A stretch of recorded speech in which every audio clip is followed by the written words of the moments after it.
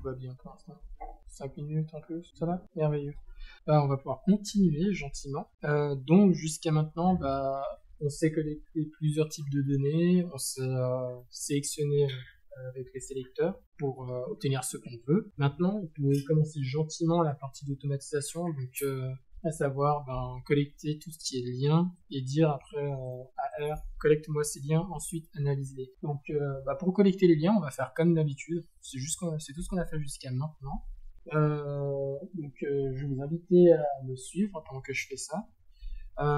Ici, nous avons dans cet endroit-là des annuaires.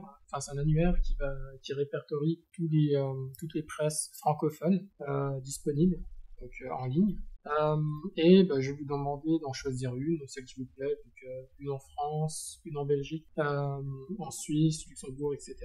Je vais quand même vous demander de ne pas choisir 20 minutes parce que les 20 minutes, ils sont assez coriaces. Essayez simplement d'autres éléments. On va faire un truc assez... Bon, pour cet exercice-là, 20 minutes, ça va, mais pour la suite des exercices, ça va pas trop aller. Je vais quand même prendre le 20 minutes pour vous montrer un exemple. Le 20 minutes suisse, si jamais ça intéresse les gens. Juste voir les challenges auxquels vous pouvez faire face. Je vais quand même fermer toutes ces pages, ça fait beaucoup. Donc du coup, on a le site du 20minutes.ch, donc c'est complètement différent déjà, c'est un autre niveau. On a des trucs qui bougent un peu partout, on a des cases qui vont dans tous les sens, une mise en page assez spécifique. C'est pour ça que les sélecteurs ici sont assez pratiques, parce qu'ils vont nous permettre de sélectionner plein d'éléments. On a des plus au milieu aussi. Donc ici, on va essayer de sélectionner des liens. On va faire comme d'habitude en fait. Simplement, on va prendre notre sélecteur et on va essayer de choisir un lien. Donc c'est là où vous allez voir que sur 20 minutes ça pose un problème. Je vais créer un nouveau. Et typiquement, je sais que si je clique soit sur l'image, soit sur cette partie-là, je vais trouver un lien. Alors, ici, la manière pour savoir si dans l'élément qu'on a choisi, on a des liens, vous voyez qu'en bas, on a des petits éléments ici. C'est pour nous indiquer en fait quel attribut on va mettre en avant ici. Par exemple, ici, c'est l'attribut, c'est le texte en fait qui se trouve dedans. Et ici, il va nous montrer ici, voici les textes qu'on sélectionne lorsqu'on choisit ces éléments-là. Ici, il va nous montrer en HTML, les tags, etc. Mais ici, pour savoir si en fait on a des liens dedans, il faut qu'il y ait le terme underscore href qui apparaît. Et ici, on voit qu'il n'apparaît pas du tout. Donc, ce qui est étonnant, on se dit pas grave, je vais refaire une nouvelle sélection, mais cette fois-ci, je vais choisir l'image parce que je sais que si je clique sur l'image, il m'envoie quelque part. Là, en fait, on voit que là non plus, il ne sélectionne pas les éléments. Donc, c'est dans le genre de moment que lorsqu'on a des sites beaucoup trop compliqués, que le sélecteur peut avoir des problèmes. Donc ici, je vais juste vous montrer une astuce qui utilise les sélecteurs CSS assez simple. C'est vraiment un code assez simple à écrire. Il est très facile à comprendre. Donc vous allez sélectionner un élément, n'importe lequel, et vous allez faire l'inspection, donc inspecter simplement. Donc il y a notre barre qui s'ouvre comme d'habitude. Et là, on se retrouve dans un endroit, là où en fait on a tous nos éléments. Ici, nous choisit le texte. Et nous, ce qu'on va faire, c'est qu'on va essayer de remonter l'arbre jusqu'on tombe sur quelque chose où il y a un A. Parce que, comme vous savez, les A, ça veut dire des liens. Donc simplement, on va remonter. Là, on trouve une balise A avec notre élément qu'on cherche, un href. Dans les balises A, vous aurez normalement en principe des href. Et nous en fait ce qu'on veut faire c'est que on peut utiliser cette balise A parce qu'on sait que c'est des liens. Donc, maintenant je vais vous montrer, il y aura un petit problème qui va arriver, mais je vais vous montrer comment on règle après. Donc ici on va ouvrir une nouvelle section, c'est exercice journaux en ligne. Là par exemple. Donc ici simplement on va faire comme d'habitude, on va récupérer l'URL. Donc vous commencez à devenir des experts avec ça. Donc on peut lancer l'URL, donc il a été chargé, on va charger la page, on va faire read HTML et on va remettre l'URL. Voilà, donc maintenant on a notre HTML qui se trouve dans cette page. Et pour sélectionner les éléments, on fait comme d'habitude, page, on va mettre la pipe, CTRL majuscule M, et ensuite HTML elements. Alors underscore elements. Voilà. Et ensuite ici, on sait ce qu'on choisit. Je vous laisse rapidement finir, pardon. Maintenant, ici, on sait ce qu'on choisit. Donc c'est un A, c'est la balise qu'on connaît d'habitude. Donc si on choisit la balise à l'intérieur ici, on voit que il nous retourne bien ce qu'on cherche. Donc plein d'éléments qui ont forcément des liens vu que c'est des balises A. Et nous, on va essayer de récupérer les liens qui vont dedans. Donc, simplement, ce qu'on va faire, c'est remettre une pipe et HTML. Et cette fois-ci, plutôt que de mettre HTML texte ou HTML table, on va mettre HTML ATTF. Donc ici, c'est pour dire maintenant, on va récupérer un attribut qui se trouve à l'intérieur de cette balise. Et nous, ici, notre attribut qu'on va essayer de récupérer, c'est href. Parce que vous voyez qu'il a un lien. Donc nous, tout ce qu'on va mettre, c'est entre guillemets href. Et lorsqu'on va lancer tout ça, vous voyez qu'on a bien des liens qui apparaissent. Donc il nous a bien récupéré ce qu'on veut. Enfin, vraiment. Alors en réalité, pas vraiment, parce qu'en fait, ici, il nous a choisi vraiment tous les liens du site. Vraiment, même ceux qui sont à côté, même ceux qui n'ont rien à voir avec les articles. Donc voici l'astuce pour pouvoir sélectionner un élément à l'intérieur d'un autre élément. Il suffit juste que dans votre balise, vous remontiez à une balise qui a l'air à peu près, qui a l'air d'avoir du sens. Typiquement article. Si je choisis cette balise, je vois qu'il me sélectionne tout un article en entier. Donc à mon avis, c'est-à-dire qu'il choisit que les articles. Donc simplement, je vais juste mettre article devant, avant A, et mettre un espace. Et donc ici, c'est une manière pour un sélecteur CSS de dire à l'intérieur d'articles, tu vas me retrouver les A. Et donc ici, si on lance, on a beaucoup moins d'éléments, donc 34, et on a plein d'articles. Donc plein de liens d'articles, et ça a l'air d'être des liens d'articles, parce que ici on a des titres, comme par exemple une baleine à bec en détresse sur une plage, je n'avais jamais vu cela. Okay. Donc ici on a plein de liens de notre page 20minutes.ch. Bon, par contre, si on observe nos liens, ils sont pas complets. Donc qu'est-ce qui manque ici? Il manque toute la base, donc tout le départ, qui est ici, 20minutes.ch.fr. Parce qu'en fait, la manière dont les gens ont développé ça, c'est que lorsque on va cliquer dessus, le navigateur va ajouter l'élément par-dessus, et va le faire automatiquement. Et nous, on veut les liens en entier. Alors, on va pas s'amuser à refaire un paste ou je ne sais quoi pour faire tout ça. Nous, on va utiliser une fonction qui est bien pratique, qui est la fonction URL absolute, qui en fait va prendre cet élément-là et va le rajouter à tous nos liens. Et si cet élément existe déjà, elle va pas l'ajouter. Comme ça nous évite des redondances. Donc ici, on va revenir dans cette partie-là et on va rajouter une pipe de nouveau. Contrôle majuscule M, commande majuscule M.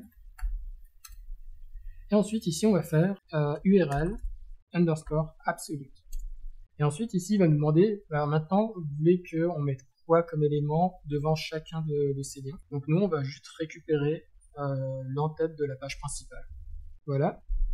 On va ouvrir des guillemets et ensuite on va tout mettre dedans. Et si on lance tout ça, cette fois-ci on a le 20minutes.ch qui apparaît avec le FR devant chaque élément. Donc maintenant on a des liens complets. Donc on peut en essayer un par exemple. Si je prends celui-ci et que je vais sur internet et que je lance, j'arrive bien à un article. Donc c'est cool, on a réussi à récupérer les liens. Alors une note, cette partie-là n'est pas obligatoire. Nous on a été obligé de le faire parce que au moment où on a récupéré les liens, il manquait cette partie, mais dans pas mal de sites, en fait, les liens sont déjà complets. CQRL absolute, c'est vraiment pour les cas spécifiques comme ceux qu'on a ici. Donc voilà, je vais vous demander du coup maintenant de faire un exercice, d'essayer sur d'autres sites. Vous allez sur... vous n'êtes pas obligé de faire sur des journaux, hein. Vous allez quelque part, vous allez récupérer les liens, vous pouvez utiliser le sélecteur, et si vous voyez que le sélecteur ne joue pas, vous pouvez regarder avec l'inspection pour comprendre. Donc je vous laisse bien 5 minutes comme ça, vous testez.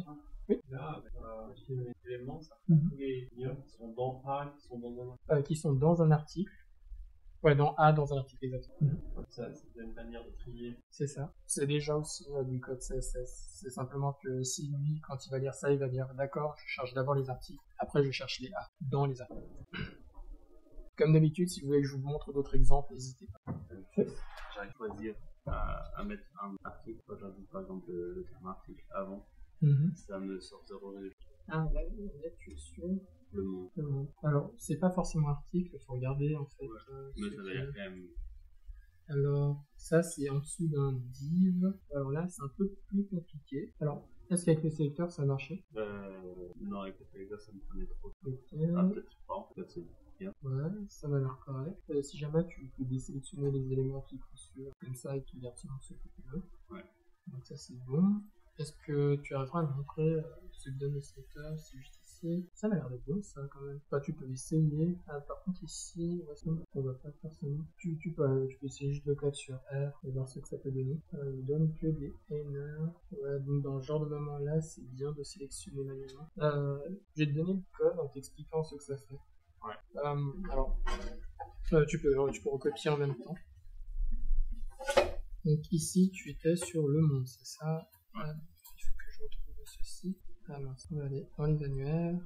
On va aller sur le monde.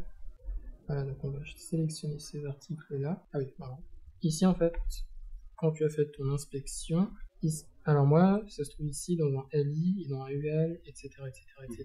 Donc nous, on va remonter vers le plus haut jusque ça ressemble à une sélection d'articles. D'ailleurs, il faudrait qu'on se mette d'accord. Je crois qu'on va sélectionner ces éléments-là.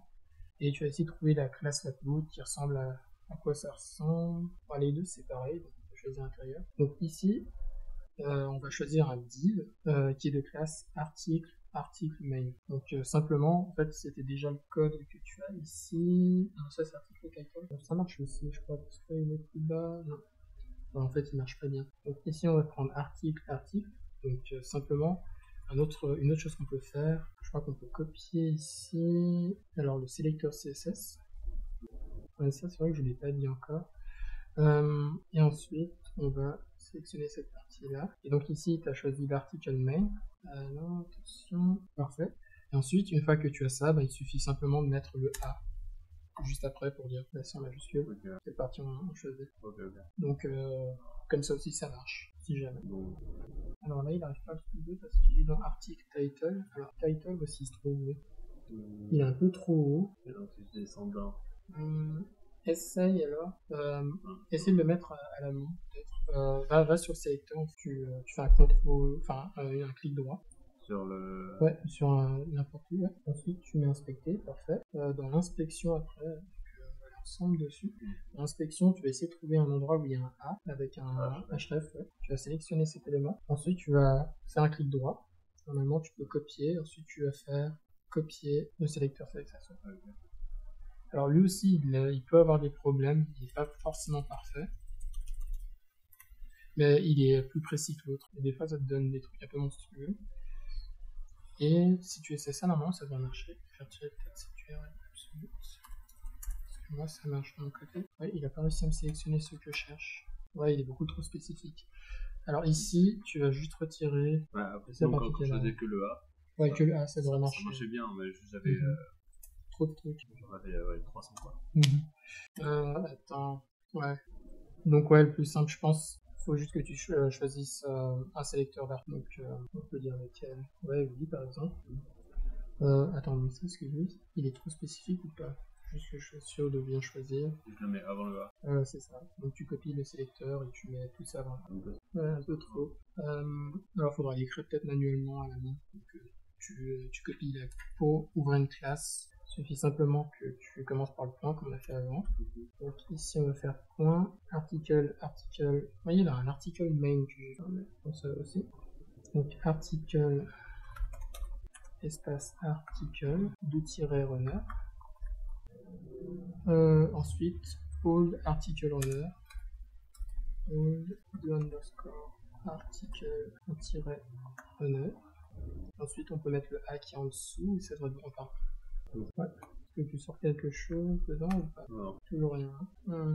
Alors essaye article main dans ce cas. Tu mets 2 tirets du coup et main. Parce que ici on a quelque chose, toujours pas. Ah, moi j'en ai. T'as quelque chose? C'est déjà ça. Ça me paraît. Ouais, je pense. Tu as mis combien de tirets à la main? 2. Ouais. 2 C'est bizarre. Allez, peut-être moi j'ai pas le bon URL. Ah ouais, j'ai pas le bon URL. Ok. Je savais pas sur mon truc. Ouais. Salut. Ok, merci. Je t'en prie.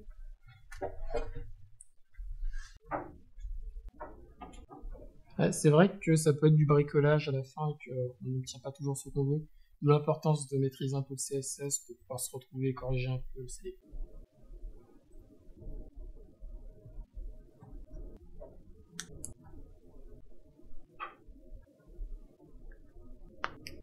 Est-ce que ça se passe bien? Vous arrivez à collecter des trucs? Top.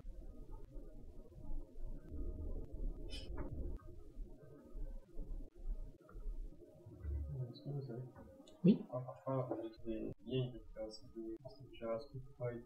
Ah, est-ce que la RAM montre?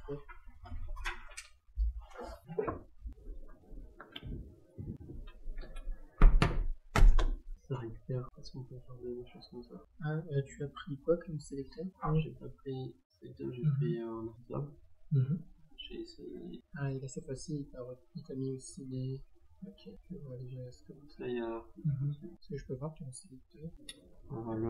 Celui que tu as mis dans le code. Je te mets l'élément, article 1, je te mets le href, le temps. Ah, peut-être le temps, c'est une autre sélection d'articles. C'est possible qu'à un moment, il y a des articles en fait qui peuvent être forcément visualisés avec du JavaScript. Et du coup, il faudrait désélectionner cette partie. Est-ce qu'il y aurait une classe plus haute? Peut-être là, c'est là où se trouve le temps A. Et là, tu as article. Oh, ça a l'air d'aller. Donc, on pourrait peut-être utiliser une classe pour marquer plus, mais non, à ce niveau-là, je pense que ça devrait être bon. Ça apparaît seulement à la fin de ta ligne de code. Ouais, ça apparaît un peu à partir de là. Je vois même qu'il y a des liens Twitter. Ouais, il faudrait voir si tu aimerais peut-être sélectionner plus avec le sélecteur. Ah, peut-être si tu peux essayer la classe de ce lien. On a de la chance ici, on a une classe. Peut-être élargir un peu plus la partie. Alors tu peux essayer. Alors écrire, tu mets A, point, link, espace, link text. Non, je crois qu'il faut pas mettre d'espace quand on peut. La link text. Non. Ouais, je vais essayer pour voir. On a toujours Non. Ok, donc on peut. Alors justement, peut-être que je vais vous parler peut-être des classes parce qu'apparemment ça a l'air de régler pas mal de problèmes. Si vous permettez, je vais vous donner peut-être 2 astuces, parce que c'est vrai que des fois, il y a des pages qui peuvent être assez coriaces. Donc, bon, comme d'habitude, le CSS, ça peut toujours sauver la vie, même un tout petit peu. Simplement, il y a 2 méthodes que j'aimerais vous montrer. Donc, si j'arrive à bien sélectionner.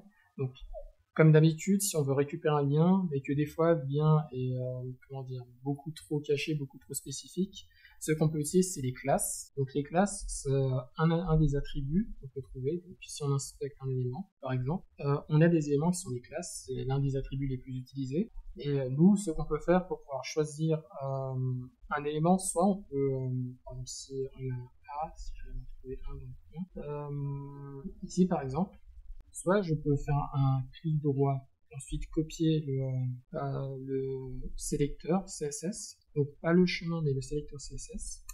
Donc ici ça va nous donner quelque chose comme ça. Vous voyez que c'est beaucoup trop long et qu'en général c'est beaucoup trop spécifique. Donc si vous comprenez un peu de CSS et que vous avez de la chance que c'est pas aussi désordonné que ça, vous pouvez retirer des parties typiquement pour dire tiens ça c'est là il y a un chiffre donc c'est beaucoup trop spécifique. Là aussi, il y a un chiffre, donc c'est beaucoup trop spécifique. Donc je retire cette partie, etc., puisque vous avez quelque chose d'un peu plus lisible, on va dire. Donc ça, c'est un peu dur. Sinon, une autre méthode, c'est d'utiliser les classes, justement. Les classes, c'est très pratique parce qu'elles sont très précises. Et généralement, la classe que vous allez retrouver le plus à droite, c'est la plus spécifique à l'élément que vous cherchez. Donc ici, on a une classe ici, donc, qui est constituée de 2 éléments. Quand il y a un espace, c'est qu'il y a 2 classes qui sont attribuées à cet élément-là. Et nous, la classe la plus spécifique, c'est celle-ci. Donc on va se baser en se disant, ok, on va choisir tous les A qui sont de l'une de ces classes. Donc on va choisir cette classe spécifique ici. Donc pour mon sélecteur, je vais simplement faire, là je suis toujours sur le 20 minutes, je pense, donc je peux tenter ici. Je peux faire A. Et si je veux rajouter une classe, je dois lui mettre un point pour dire cette classe est attribuée à A. Et simplement ici, je vais choisir l'un des éléments. D'habitude, c'est comme d'habitude illisible. Mais on peut tenter de réécrire tout ça. Alors, des fois ça marche, des fois ça marche pas. Mais dans notre cas ici, ça marche plutôt bien. Si avec l'une des classes, ça ne fonctionne pas, essayez l'autre classe. Donc, peut-être je vous laisse encore 5 minutes pour tester cette méthode. Surtout la deuxième méthode plutôt que la première méthode. Et après, encore une fois, si vous maîtrisez les sélecteurs CSS, tout ce que je suis en train de faire là, ça a du sens et vous comprenez en fait pourquoi on fait ça. Si vous avez besoin que je refasse l'exemple, n'hésitez pas à nous dire.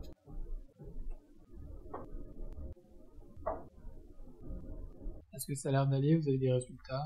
Ça joue un peu. Est-ce qu'on peut passer du coup à la suite?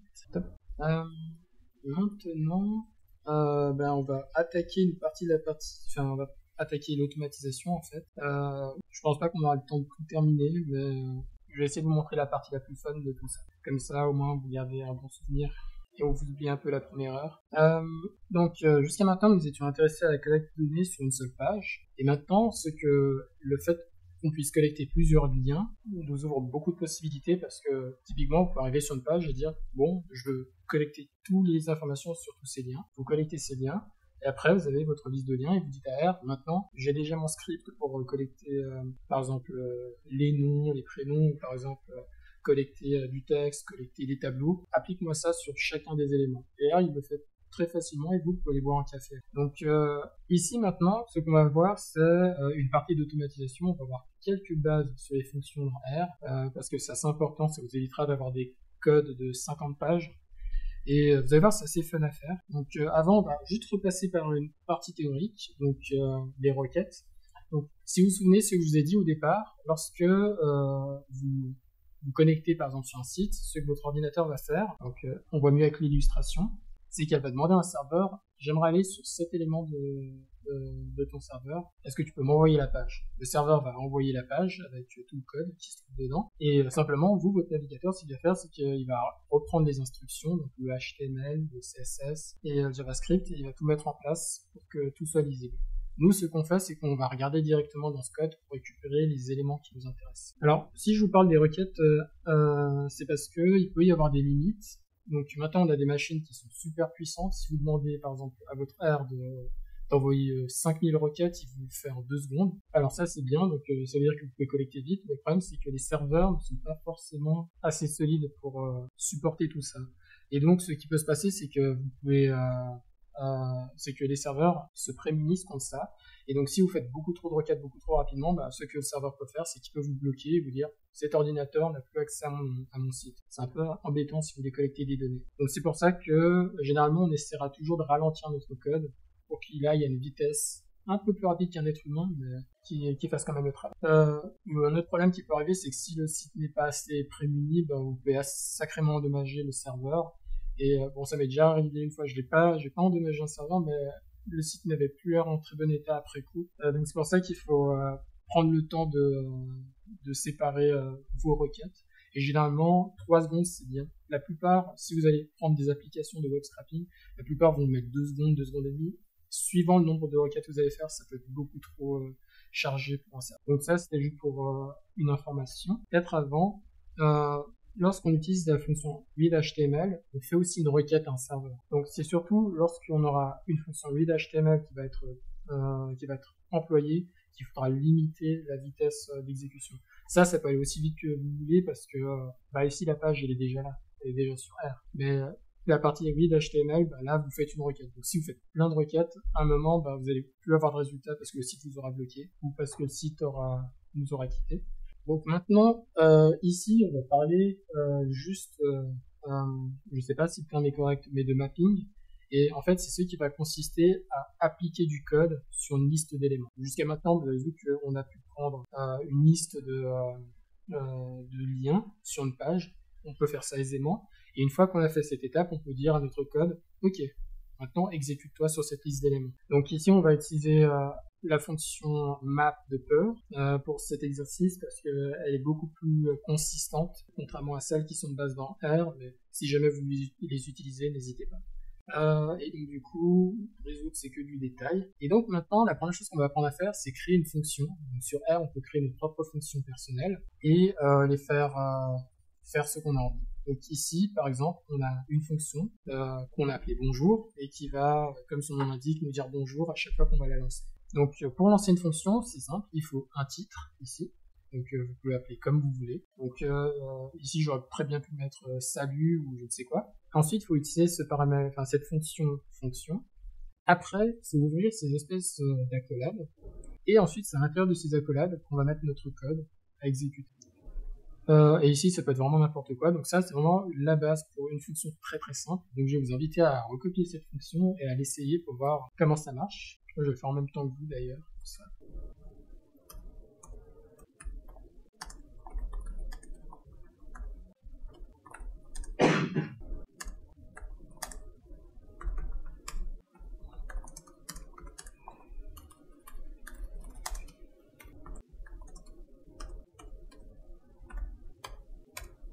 est-ce que vous avez réussi à faire votre fonction qui vous renvoie une salutation? Top, merveilleux. Donc maintenant, ça c'est une fonction très basique, très simple.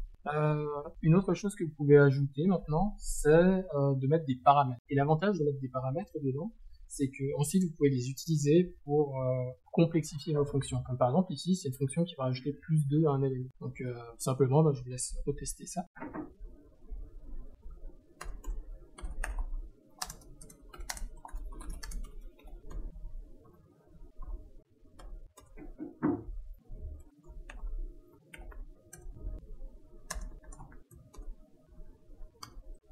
Ah ouais, peut-être une chose, si jamais vous voulez lancer la fonction, lancez pas juste le milieu, parce que R ne va pas savoir, bizarrement. Lancez le départ ou la fin, ou tout l'entièreté de l'élément, et c'est là où il va vous créer votre fonction plus 2. Est-ce que ça a l'air de fonctionner chez vous? Ouais, top, merveilleux. Maintenant, fonction suivante, cette fois-ci on peut mettre plus de paramètres, et cette fois-ci je vous laisse l'originalité de faire ce que vous voulez. Mais cette fois-ci on va ajouter le paramètre return, parce que c'est très important dans les fonctions, parce que c'est là où, si on ne précise pas, il va prendre le dernier résultat, mais des fois on veut un résultat intermédiaire ou quoi que ce soit. Donc quand on va mettre return, la fonction va s'arrêter, et c'est le résultat qui va nous renvoyer. Donc ici simplement on a juste utilisé A et B, on a créé un élément résultat, et on a retourné le résultat. Donc vraiment, vous pouvez mettre toutes les opérations que vous voulez. Ouais. Au dernier résultat, et ça arrête la fonction.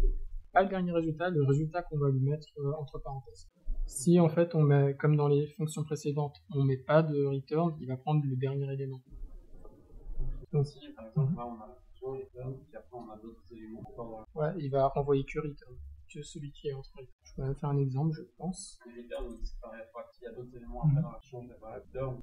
Ça, j'ai jamais testé, parce que pour être franc, pour avoir suivi les tutos, il me disait juste qu'à return ça s'arrêtait. Mais à mon avis, je doute qu'ils prennent en compte tout ce qui se passe après. Donc je peux faire un test et te redire tout de suite. Je vais écrire function.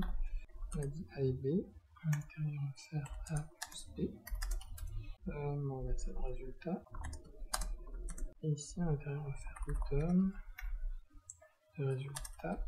Et après ça, on va juste modifier A et on va lui faire plus 1. Un gros truc, du coup. Donc, techniquement, si je fais ça, A et B, plutôt qu'A et B, plutôt 1 et 1, plutôt comme ça ici. Donc, si c'est reste qui fonctionne, il va me retourner 2. Si il prend en compte ce qui suit, il devra me retourner 3. Donc, ah mince, je vais commencer correctement, pardon. Je crois que je suis en train de relancer tout le code, très bien. Du coup, ouais, tout ce qui vient après return, il le prend en compte, même s'il y a des changements. Est-ce que vous avez pu faire fonctionner votre fonction addition? Ok, top. Donc maintenant, on sait créer des fonctions. On va pouvoir transformer tous nos éléments de collect en fonctions, simplement.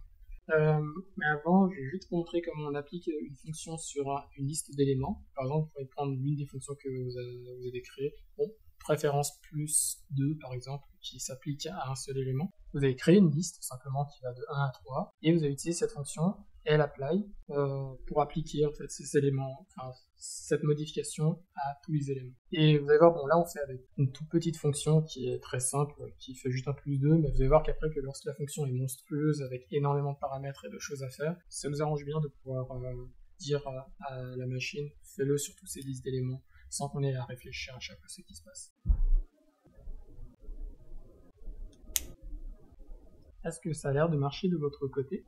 Ou je vais le faire avec vous. Simplement, donc map, on va l'appeler, on va appeler ça. Donc ici, on avait déjà plus de qui avait été créé, donc on va juste créer une liste de chiffres qui va de 1 à 3.